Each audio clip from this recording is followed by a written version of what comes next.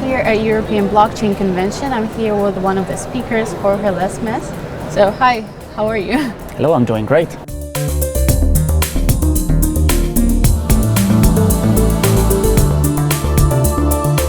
Tell us about what you do. And I'm the global head of the blockchain banking practice for Everis. Everis is a subsidiary of the NTT group, huge Japanese conglomerate. On our own, Everis is around 20,000 people, bringing in around 13 billion in revenue last year. And from my role leading the blockchain practice for banking globally, I first of all define the strategic value of the practice, oversee the different projects that we are taking into implementation. How widespread is blockchain technology in your opinion nowadays? It seems that not many companies are ready to implement it just yet.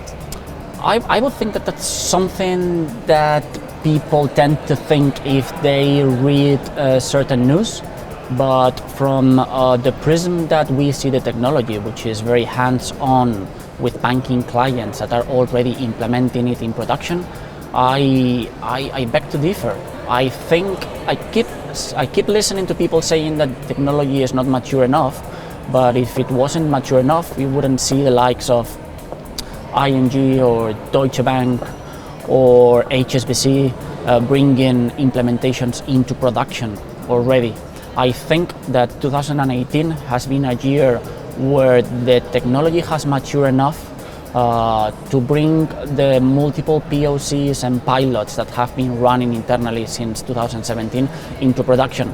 And I think that 2019 is going to be the year when we go fully from POCs and pilots to see more projects going into production and bringing a real value to the organizations.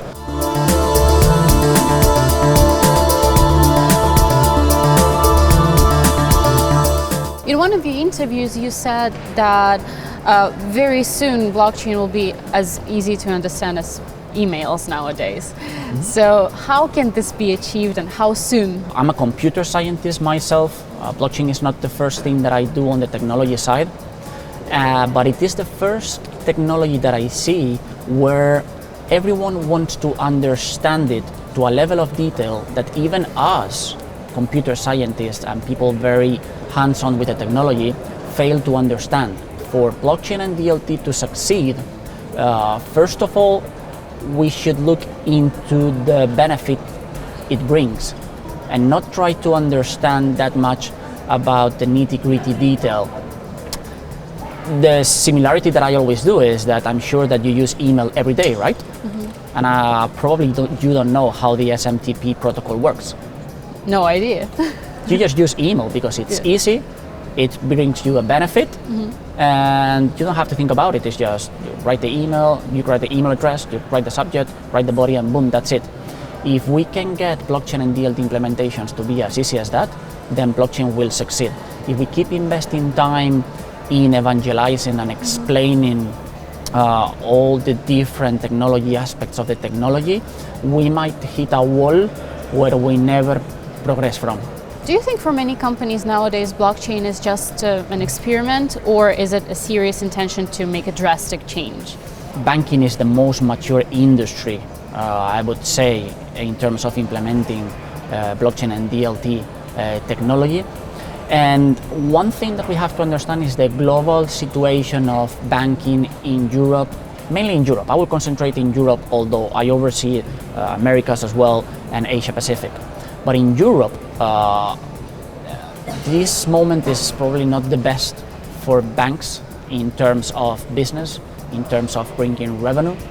And also there is a lot of pressure from the regulator. Mm-hmm. So if you look at the budget that it's being prepared nowadays for the next fiscal year in most of the European countries and banks, you will see that most of the technology budget gets eaten by regulatory projects. Basically, innovation and technology departments in banks will tackle first those projects that are regulatory, and if you don't deliver, you will get in the bad books of the regulator. So that will eat 75-80% of the budget. Whatever is left goes to innovation.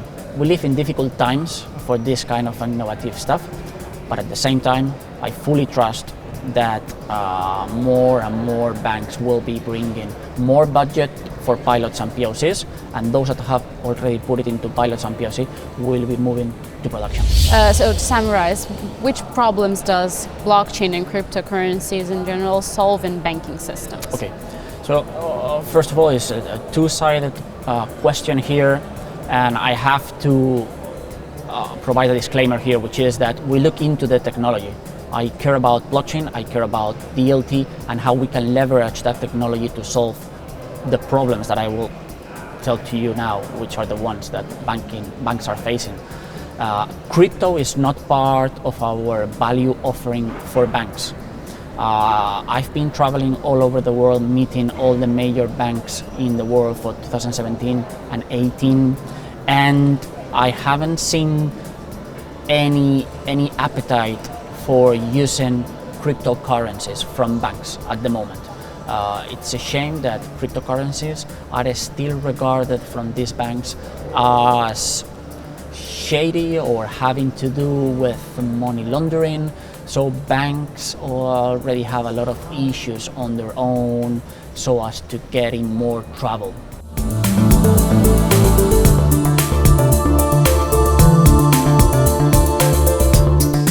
I was very early into Bitcoin, and the white paper from Satoshi promises something that has not been delivered, which is that Bitcoin was going to be a form of payment. I think that has obviously clearly failed already. No one is using Bitcoin to make payments in the street, and I'm not sure if that is going to be able to be fixed in the near future. If we go to Ethereum, Ether makes sense as a way of powering smart contracts. I care about the smart contracts.